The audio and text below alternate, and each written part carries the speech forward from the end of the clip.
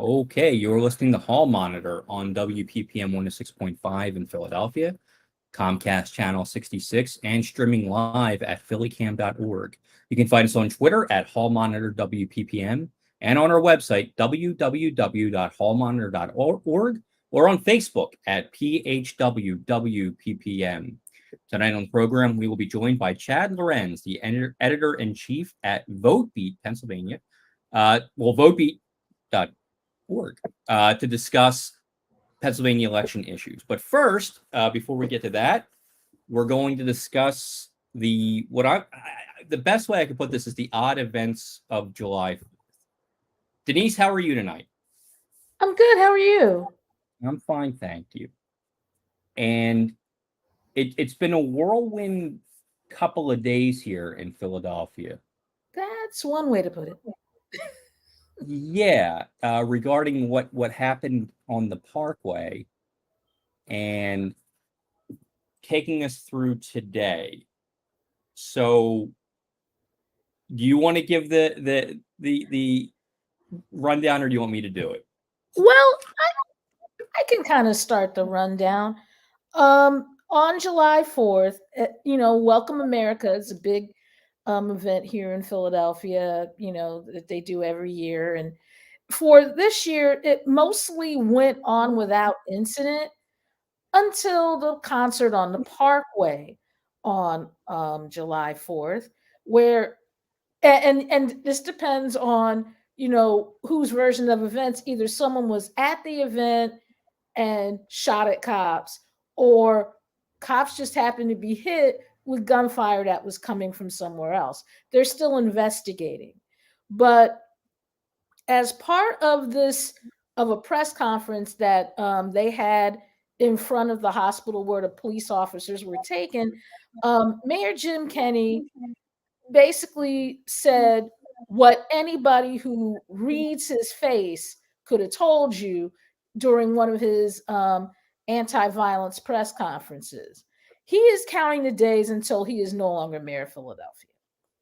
And ever since then, he has been having to deal with a combination of members of city council who are probably running for his office, telling him he needs to resign, and saying to people, look, I'm a human being, I was frustrated, and I spoke out of that frustration. So it's been an interesting couple of days in that regard.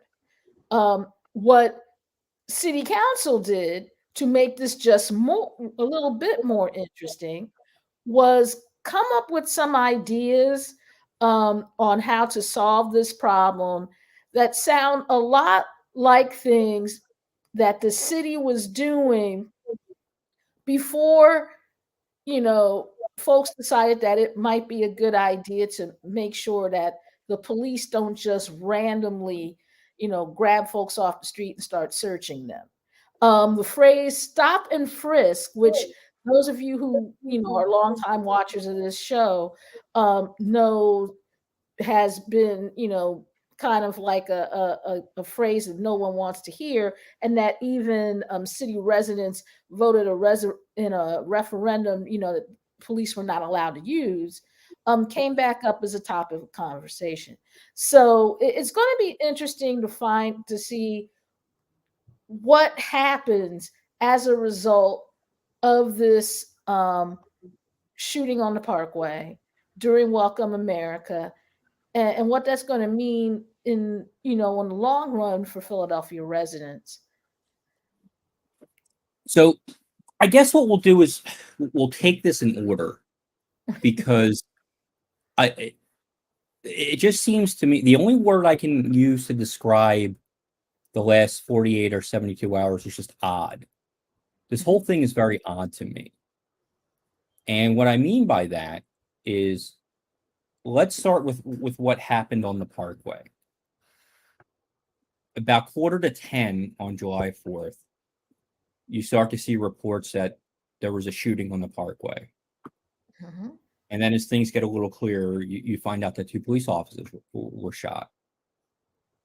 And it's unclear what exactly happened, except that the first image of what we saw happen was an image of a police officer's hat with a bullet in it. A totally intact bullet. Yeah. And that was the first moment when I went, wait, what just happened here? And I guess there was, it took time to figure out what happened.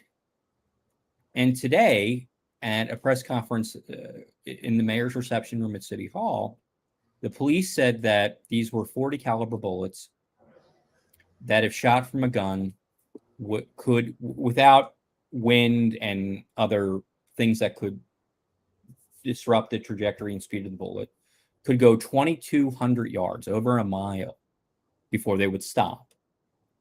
And if they were shot up in the air, they would come down, like they did to these police officers. They said that they were hit from above with these bullets.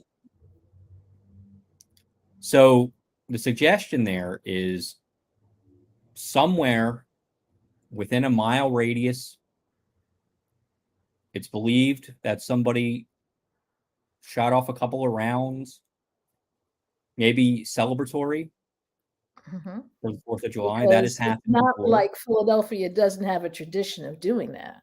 Yeah. But this is where it just becomes odd. 2 bullets were fired. 2 just happened to land in the parkway and hit police officers. I haven't heard anything about any other bullets or anything else. And it's just such an odd thing to have happen. And it's just an odd explanation as to what happened. True. So that's the first thing that's very odd about this. The next day, City Council holds a press conference in the City Council chambers. And City Council presidents, the leadership team of City Council's areas, Council President Clark, Majority Leader Parker, Majority Whip Curtis Jones, and the Deputy Whip Mark Squilla. And then they were joined later by Alan Dom and Catherine Gilmore Richardson. And this is, I didn't know what we were going to hear, right? Because I feel like we've been having these discussions about violence forever. And Council President starts talking about stop and frisk. And that really took me by surprise. Now there's some, maybe we could call it disagreement or uncertainty about what he really meant by that. But that kind of terminology kind of surprised me. Were you taken aback by that at all, Denise? Actually, no. And the reason why I wasn't taken aback is because I kind of knew this was coming. I thought that folks would have started talking about stop and frisk and drones and all the other things that have been bandied about and to fight the violence problem. I thought that they would have said that earlier. I thought that when the South Street incident happened, that's when that would have been said. Because while people in parts of North Philadelphia, South Philadelphia, Southwest Philadelphia, and places like that are getting shot every day, and it may end up a blurb on the evening news depending on severity. We generally tend to have freakouts like this when the shooting is being done in the tourist areas. And there is no tourist area more touristy than Old City or the Parkway during Welcome America, because there was another shooting on 4th of July at 2nd and Market, it was a road rage related shooting. And how I know about this is because I was at an event on Independence Mall, and basically we saw police cars of all kinds going down the street. And when we looked up Market Street, we saw where they went.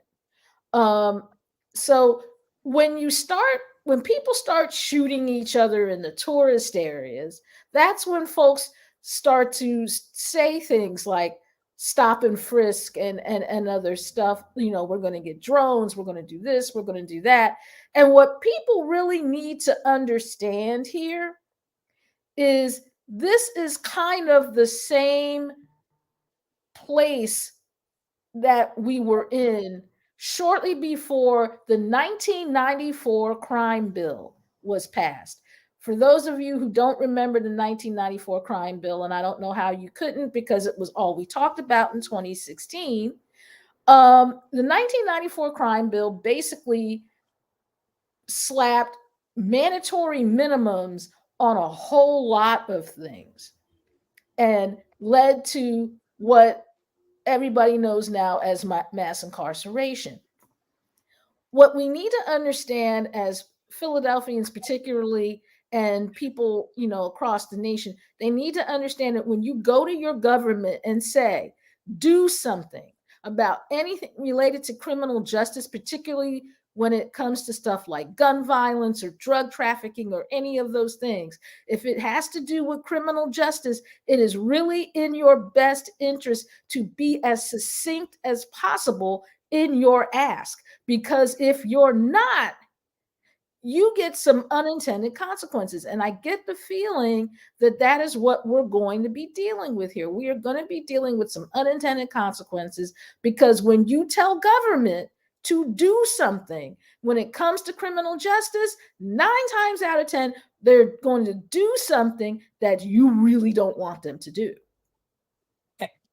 And that's absolutely right. And that's why, as you said, you have to be very specific in what you ask for. You got to be really specific. But there's another reason why I found this really strange is because a couple of years ago, there was a ballot referendum outlawing this practice in the city of Philadelphia. Yes, there was. And I'm not sure how what city council has suggested, because see, the referendum didn't say anything about constitutional. It didn't say anything about constitutional or unconstitutional or any of those things. It just said no stop and frisk. That's all it said.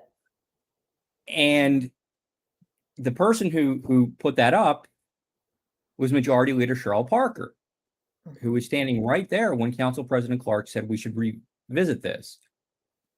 So that's very strange to me that this happened. It's not so strange when you consider that, and you and I talked about this last week, for all intents and purposes, the 2023 mayor's race started last Thursday in city council. It is not at all strange to me that 2 of the people whose names have been tossed around as mayoral candidates were at the city council press conference on it was Tuesday, right? It's not, it's no mistake that they were there. And it's no mistake that some of the people calling for Mayor Kenny's resignation the loudest are people who have been mentioned as as candidates to succeed him in his job. And that's another thing that we all need to look at and pay really close attention to as Philadelphians, because most of the time with mayor's races, people try to distinguish themselves. And it appears that the way that the candidates are going to attempt to distinguish themselves this time around is by saying who is toughest on crime. And, when you say tough on crime, communities of color, the hair on the back of their neck starts to stand up. And the reason for that is they know that tough on crime means almost always tough on them. Not taking into consideration any of the societal factors that may have led someone to start dealing drugs or to need it or to feel they needed a gun to protect themselves or any of those things.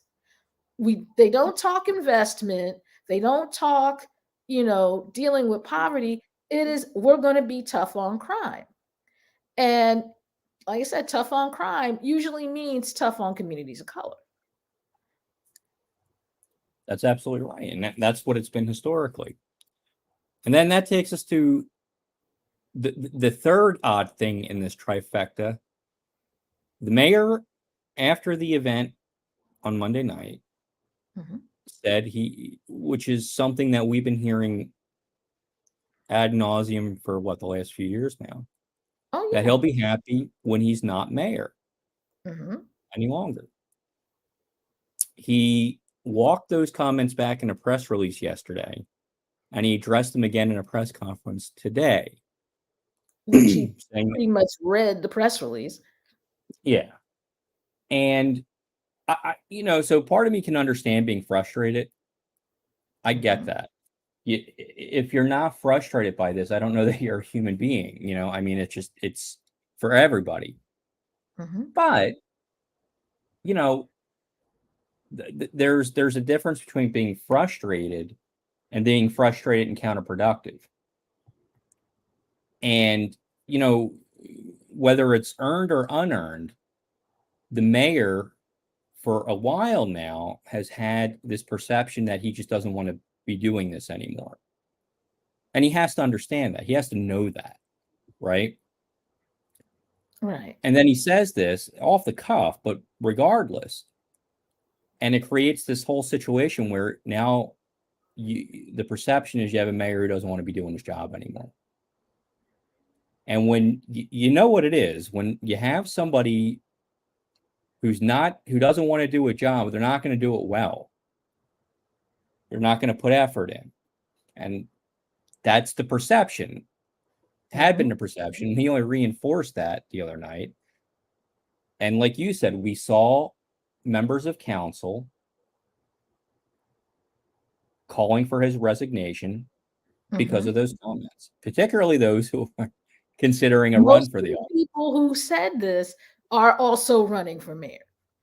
Yeah. But here's the thing, Larry. And those of us who are longtime Philadelphia residents remember the events of May 13th, 1985. For those of you who don't remember that is the day that the MOVE bombing happened. And while someone today tried to give me the excuse of, oh, it was the police officers and they were still under the, influence of Frank Rizzo, the bottom line is at any time, Mayor W. Wilson Good Sr. could have said, do not drop bombs on these houses. At any time he could have said that. At any time he could have stopped the burning of Osage Avenue at any time. But I am having a problem with everybody calling for the resignation of Jim Kenney because he said something stupid in a city where after a bomb was dropped on a house and burned up an entire city block and killed 13 people. The guy that did it, got elected to another term. And never faced any consequences. So I'm like, look, I understand, A, that this is an election year. B, that you didn't like this man anyway. C, that I understand that you're like, well, he said something stupid and because of that he should be made to leave. But let's keep it 100, Philadelphia. You are known for being the only city in the nation where the mayor bombed some of its residents and got a second term in office. So for Jim Kenney to serve out the rest of his term, I think that considering some of the other stuff that has gone on in this city, making that your issue is kind of hypocritical to me. I mean, especially since under the terms of the city charter A, we have no recall provision. You can't recall the mayor. And B, the person who would be appointed mayor should Kenny decide to leave is Darrell Clark, otherwise known as Mr. Let's get back to stop and frisk. You don't win here. You just don't. Yeah, and it, again, it's one of those things where, what Kenny said today, he was asked about stop and frisk, and he said no. He said, in my view, it wouldn't make sense to go back to that. But the way this has all happened within the last 48 to 72 hours is so strange to me. Mhm. And I that's all I can say about it. I don't understand how we got from quarter to 10 on 4th of July to where we are now. The speed of this has been kind of breathtaking to me. Well, And to a certain, and I don't want to say absurdity, because that negates the fact that people were injured and people were right. frightened. And I don't want to say that, but just how strange this whole situation really is. I just can't say that enough. It's just so strange. Well, it is a strange situation because usually, well, there was a lot that went wrong with Welcome America. And I'm not just talking about the fact that the concert was one of the lamest concerts I have ever, sat through, even though I was sitting through it on television. My husband Chris and I and Vincent Thompson were on the Parkway before all this happened, and you would think that at an event where there were magnetometers and all of this other stuff, you had to go through cattle chutes. You could only come in one way and go out the other. They were very security conscious, at least on its face. You would think that it wouldn't have been as big a problem as you would think that something like what happened wouldn't have happened unless you looked a little in a little bit more depth. Most of the magnetometers were not working. And the reason why they weren't working was because they were these battery operated things, and the batteries were obviously not charged at the level they were supposed to be because they kept going out. You had people who looked as if they might have been hired a week ago and they knew the equipment, but they didn't know it well. And you also had um, visitors to the parkway itself who were, frustrated from having to go through these cattle chutes and, you know, I don't want to go that way. I want to go that way. Why do I have to, why can't I come in the same way I went out? That kind of thing. So it was a recipe for something to jump off. And I would have thought it would have been like a fist fight because some of the security people were talking to folks disrespectfully. I'm just going to come right out and say it. Somebody asks you a question, there's no need for you to be nasty or to yell about it. And that happened a little bit there. But, I didn't expect it to be gunplay because the parkway has kind of been neutral territory for years. I mean, the fact that we've had, you know, acts on the parkway that folks would most commonly associate as attracting bad actors, and nothing like this has ever happened. Nothing has ever happened like that at a welcome at Made in America. It didn't happen at Live 8 or any of the other big events, like the NFL draft or anything. It's never happened there. So the fact that it happened this time around, you it is odd. I have to, I have to agree with you, Larry. It is odd because this has never happened before. And yet, there was all this security that was supposed to keep it from happening this time. And, if it didn't come from the outside, that means something on the inside didn't work. Yeah. And what that comes back to for me, that the larger picture is, what do you do about one person with a gun who may not even be at the event? This could have happened from a mile away. Mm-hmm. This is the kind of thing that, just as a person, I think about this all the time, but when we're talking about policy and policing, like, I don't know what you do about this. But it's kind of the crux of what we've been talking about, what you had been saying earlier. Does it lead to a more draconian style of criminal justice here? Does it lead to stop and frisk, a thing we said we already don't want, that we put on the ballot to say we didn't want it? Mm-hmm. 2 years ago, we did this. Yes. And very quickly, we bring it back, or at least the specter of it comes back. And we know who this is going to target: young African-American males. Right. That's who it's going to target. I'm not going to be stopped. It's not going to happen. I might. Maybe. but it's mostly going to be young African-American men. Mm-hmm. And, and even if you say, well, you have to have justification. Well, it's very easy for somebody to say, or a police officer say, we had justification. Right. So I get very concerned when I start to hear things like this. It's something we're going to be keeping an eye on. Yeah, because it's going to be a part of the mayor's race. There's no getting around that.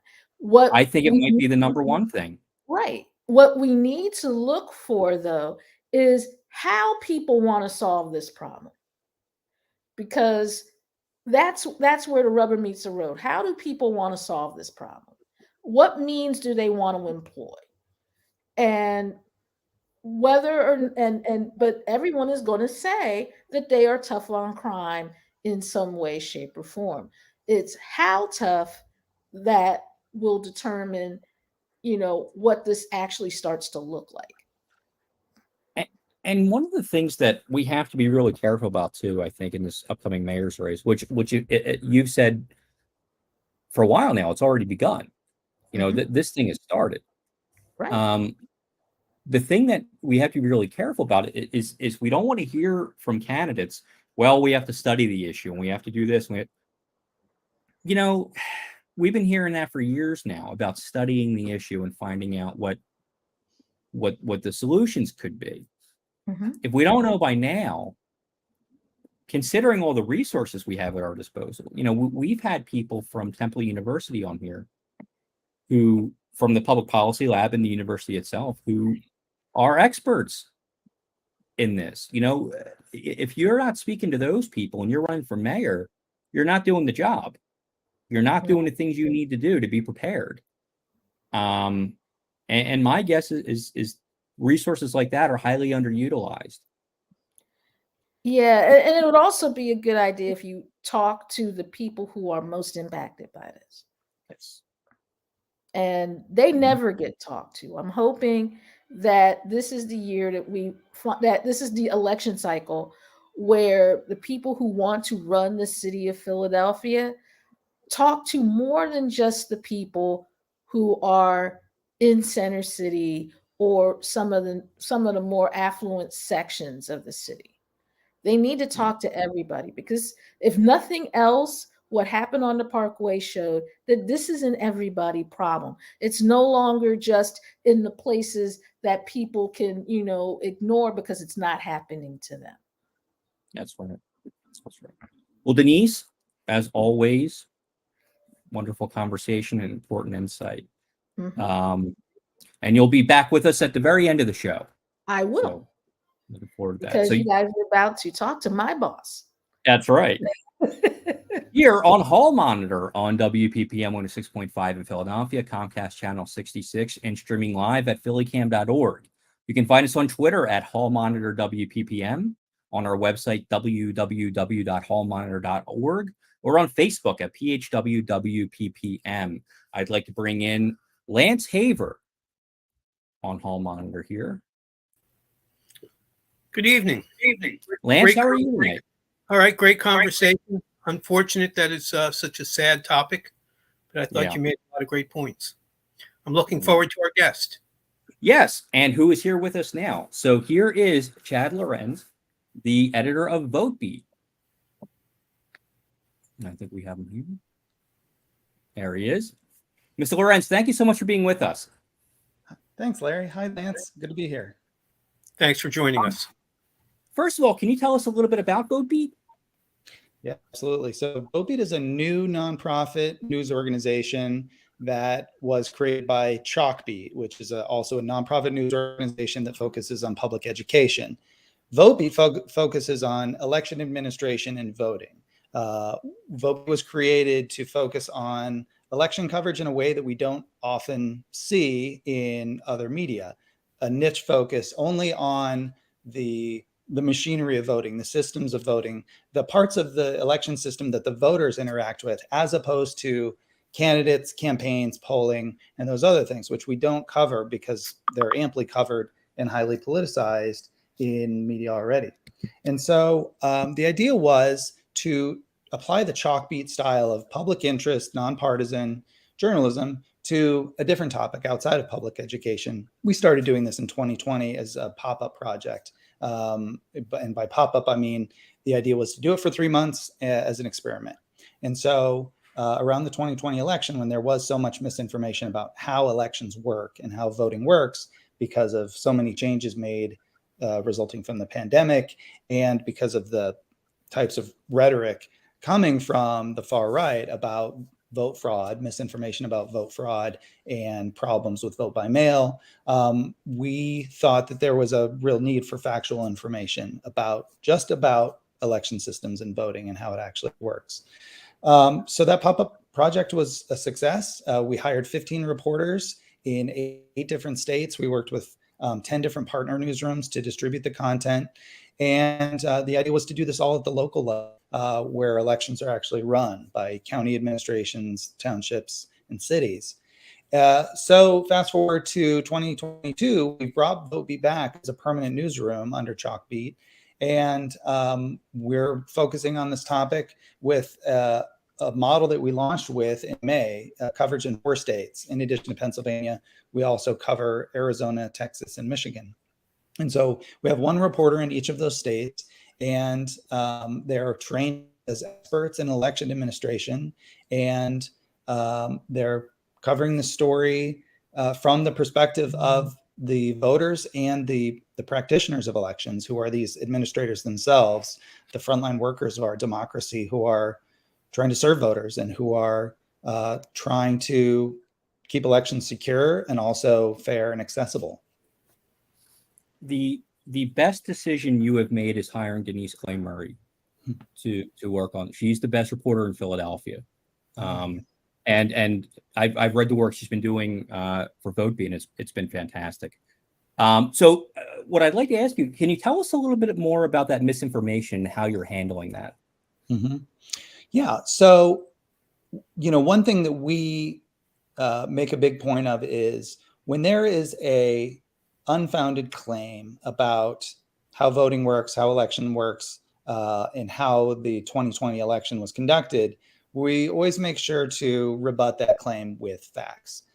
So if there's no evidence behind a claim, we simply say that. We simply say that it's baseless or unfounded, or that there's no evidence to support a claim about there being dead voters, for instance.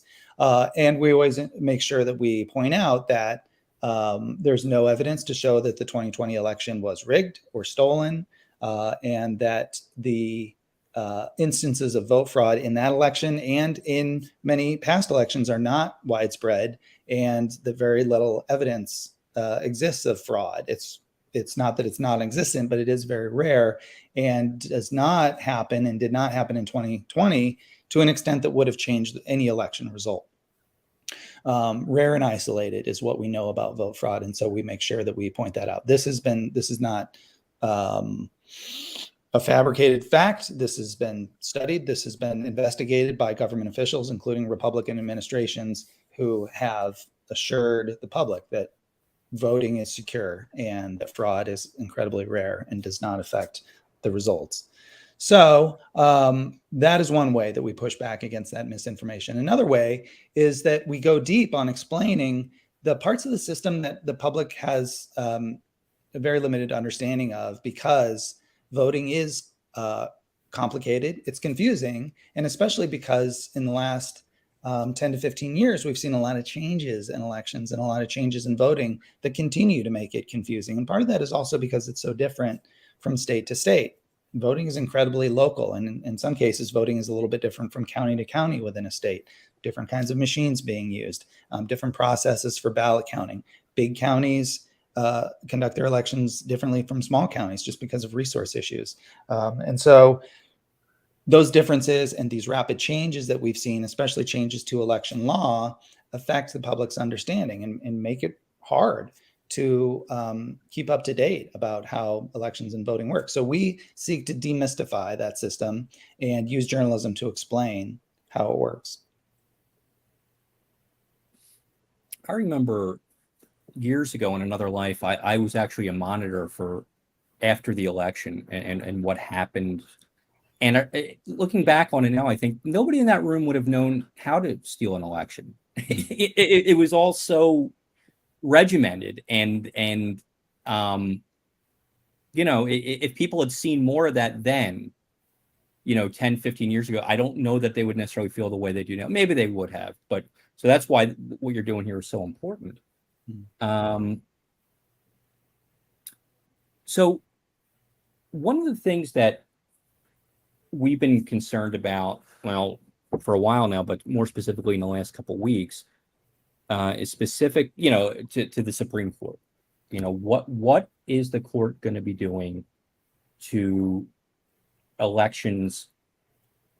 What I'm thinking about is Moore versus Harper, the Supreme Court case from North Carolina, and what they're calling the independent state legislature theory. And for people who don't know, that's the idea that the state legislature, independent of courts, makes decisions and those are final. And we're talking about redistricting and how elections are held. Is this the kind of thing that you're going to be following? And are you looking into different ways that the states where you have reporters, are you looking at how the state legislature composition is going to be affecting elections, you know, next year and beyond?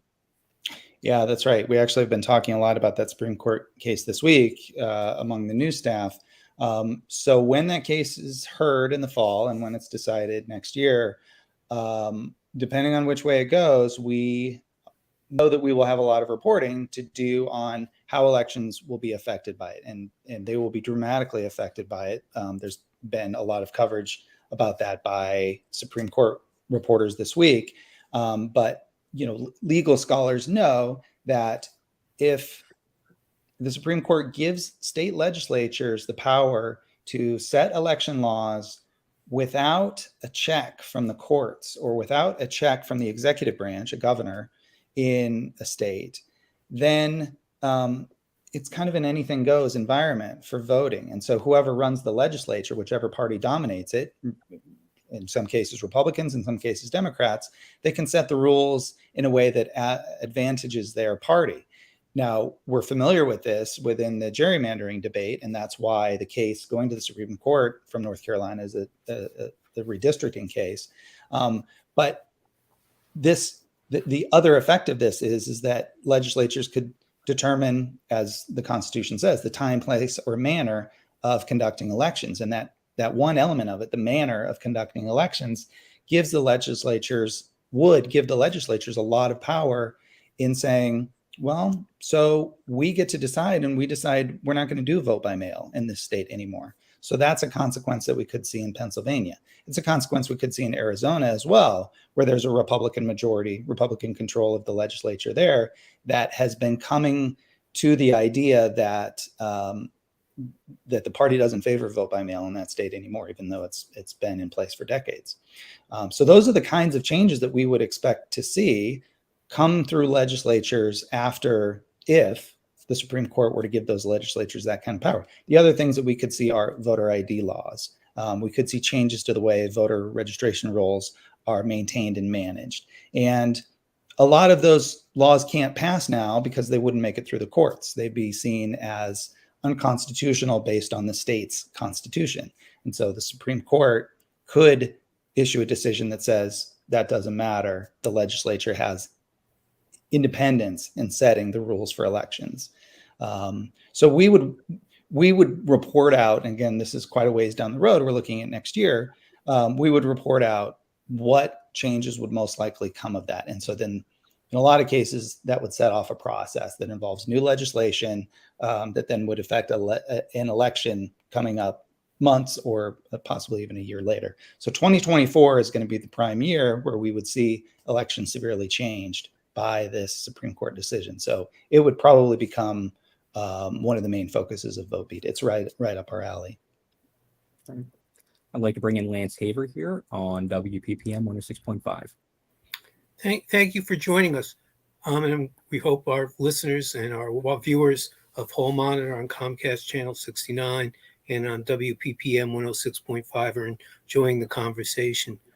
The first question I have is, how do people find your news site? Great question. So there are a few ways, and we're trying to be as ubiquitous as possible, but we have a website at votebeat.org. Can I stop you there, and maybe our behind the scene people can put this up? Yeah. Thank you. You can, if you don't mind, just continue. If our producers could get that up and running, we'd appreciate it. Mm-hmm. So votebeat.org is where we publish all of our content, and we even have it organized by location, which is navigable by the 4 states that we report from. So Arizona, Pennsylvania, Michigan, and Texas each have their own section of the site with the content that's specific to voting in those states. And then we produce a newsletter, a few newsletters, one that is a national weekly newsletter that has news analysis that's not on the website originally. So in other words, we put out our newsletter on Saturdays, and then we republish the content of that newsletter on the site. But the best way to get it first and in your inbox is through that national weekly newsletter. And then we also will have, as we're rolling out our coverage, local newsletters for each of our states, for all 4 states. So I would encourage readers who are interested in this topic to sign up for the Pennsylvania newsletter. And if they want to learn about voting in other states, we have newsletters for those states as each of those reporters begins reporting on their beats. The other place to find VoteBeat content is we have a partnership with Spotlight PA. And so Spotlight is co-publishing our content, and they're our partner in this. So we are collaborators on the best stories that we can be doing, and they are local experts on Pennsylvania. And so they're guiding us and informing our content with their local expertise. And so VoteBeat content also runs on spotlightpa.org, and then other news organizations in the state that are part of Spotlight's network are free to republish, and all VoteBeat content is free to be republished by anyone. This is nonprofit work for us, so we encourage people to republish us under a Creative Commons license. But all of the news organizations within Spotlight's network are able to republish our work. So you had probably seen VoteBeat coverage in the past in the Morning Call, in the Erie Times, I think in the Philadelphia Inquirer. We've had a number of stories published ever since our 2020 pop-up. So we want to be in news outlets throughout the state. WHYY is another one where I've seen VoteBeat content republished. So we encourage that, and we want people to be able to find our content in their local news source, because local news is where people most. Who is it that you believe should be subscribing to your newsletter and getting news from you? Your target viewer. or reader? Yeah. So we think of our audience in terms of like election stakeholders is what I call them. And it's anyone who cares about the health of our democracy, who cares about fair voting access, and who cares about strong elections. And that can be voters themselves. It should be voters themselves who are civically engaged and who want to think just one step above what it takes to be a voter. In other words, more than just walking into the polling place and casting their ballot and then grabbing their I voted sticker on the way out. But to sort of take a next level of engagement with it and a next level of caring about elections, to learn about how they work and what is the role of a resident or a citizen to ensure that elections continue to work well. There is a place for Americans to advocate for strong elections, secure elections, the kinds of elections that they want to see, including accessible elections, just as they advocate for gun safety in their communities, the way that they advocate for stronger public education. So this should be an issue that is on people's minds. But again, elections happen every 2 years, in some people's minds only every 4 years. And so that's that one time that they get interested in elections. And then again, they put on their I voted sticker and then it sort of leaves their mind. We want to encourage people to be thinking about elections always, especially in the off years, because that's when the rules around elections are changed and when the budgets for elections are set and when the problems start to emerge.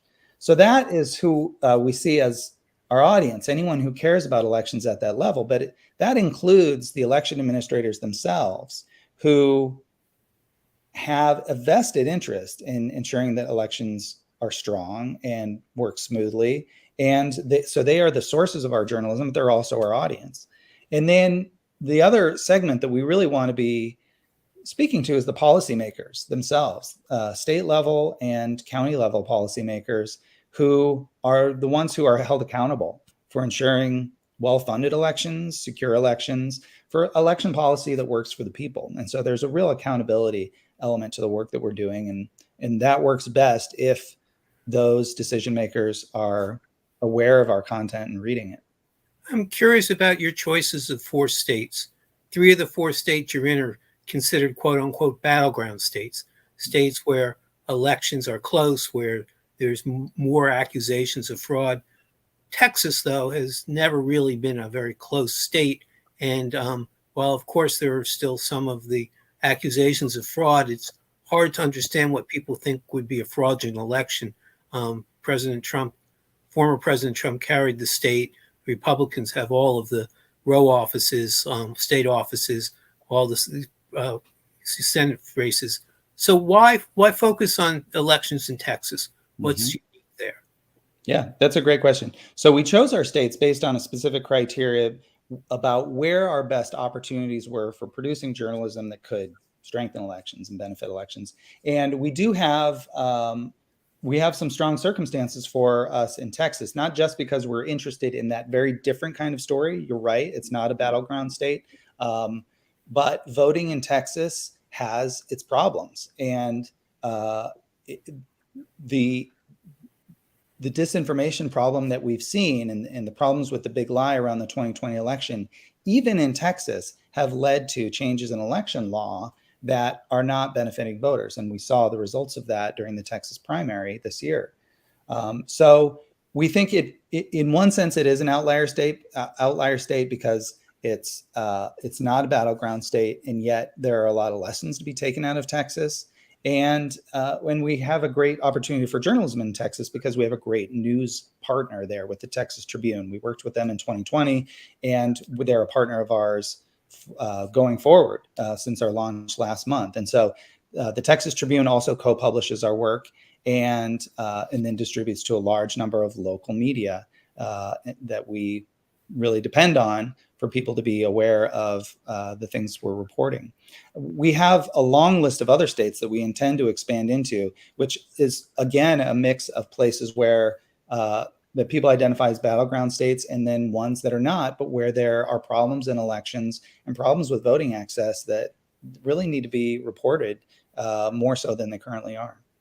Is there a state that you would point to so people like us who want to support democracy with a small d, support your efforts? Is there a state you would point to that you would say, here's where they're doing it better than most? Yeah. So one state that really has made strong advances in voting access is Colorado. Colorado has had universal vote by mail for a long time. They have perfected a system that the public trusts and that that has a variety of security measures to it.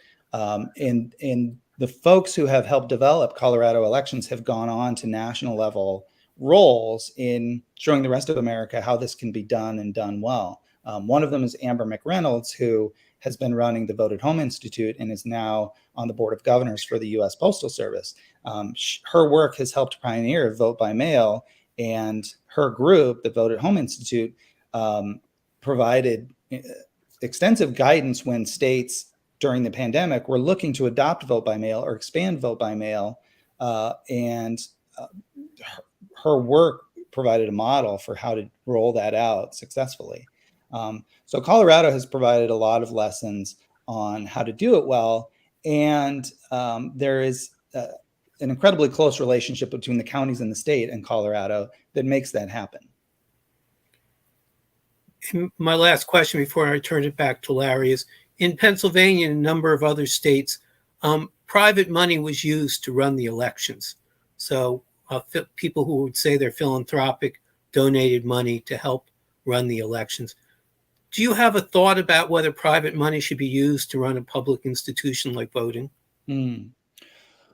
I have some complex thoughts about it. I wouldn't say that I don't have a personal stance on it, but from what I've learned about elections and how they function and what they need, the private donations that we're essentially talking about the money that Mark Zuckerberg's foundation gave to the Center for Tech and Civic Life to distribute to local election administrations to help them overcome the circumstances that they were facing to conduct an election during the pandemic. So they needed to adopt equipment so that they could adopt or expand vote by mail. They needed additional pay for poll workers. They needed PPE equipment to keep polls clean and safe while people were voting in the midst of a pandemic.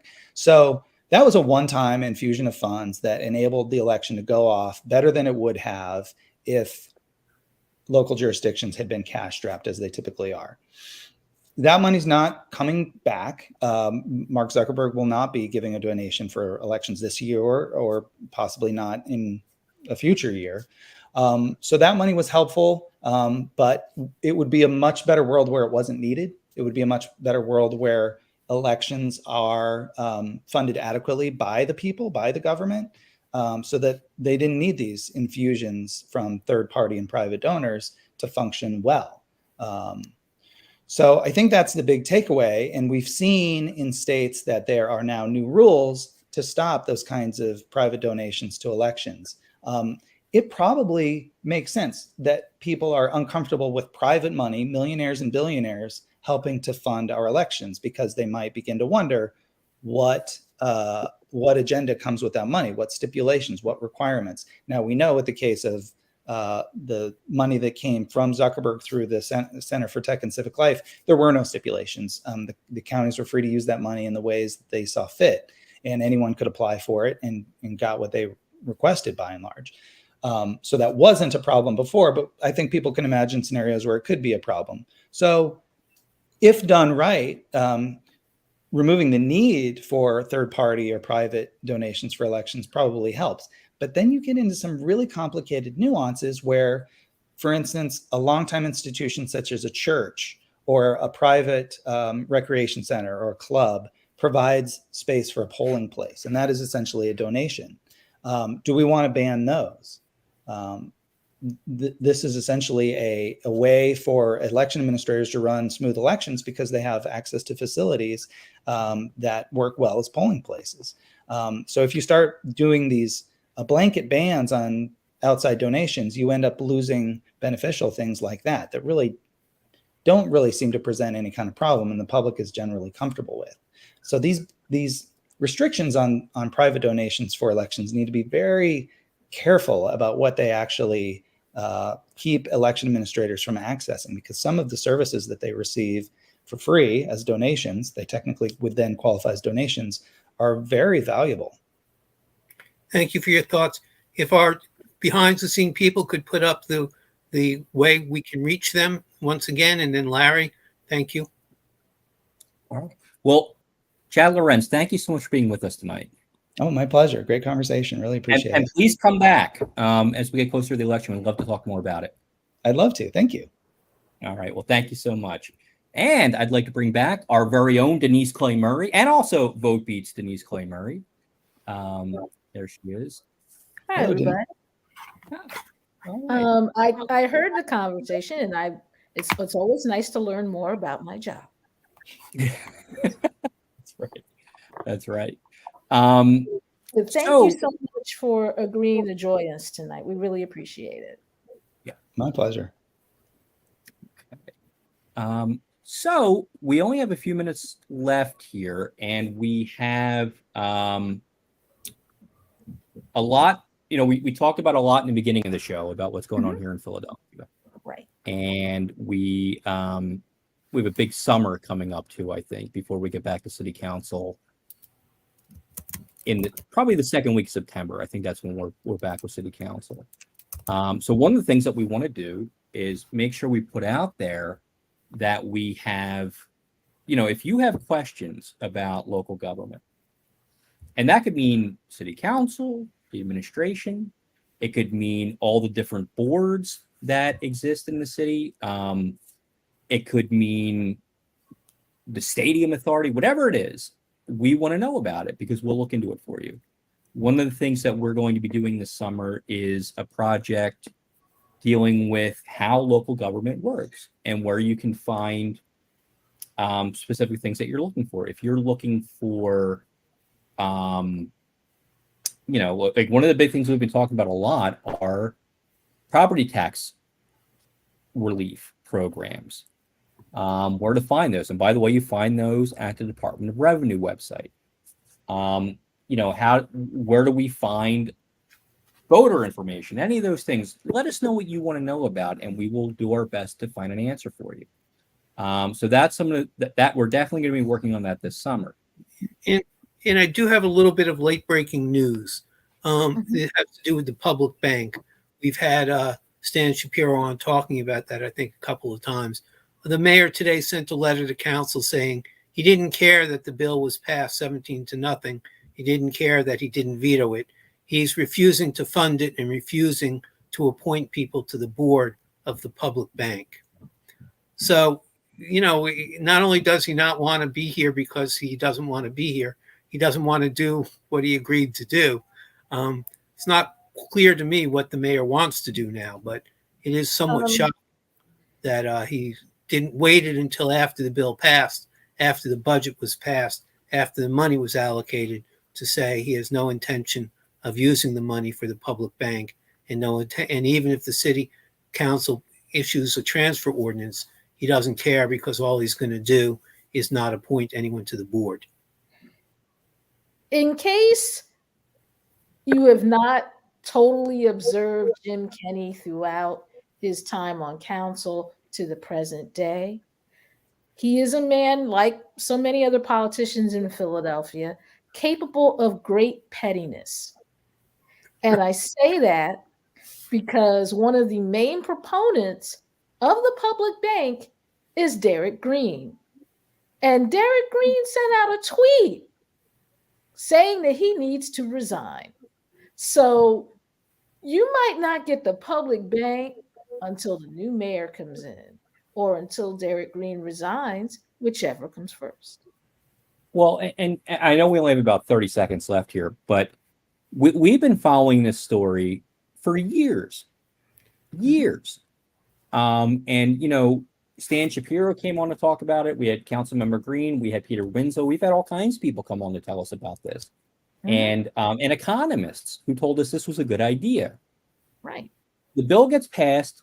It goes through committee. And we're talking about this bill. We're not talking about something that was written over a course of a couple of days. This has gone on for years. And there have been extensive hearings, public hearings, and groups outside of City Council having hearings on this. And there wasn't anybody, with a few exceptions, that said, hey, we shouldn't be doing this. So we'll talk more about this. Find logic in pettiness, Yeah. and it does not exist. Well, this is something I'm sure we're going to be talking about next week. So thank you all for watching, and we'll see you next week.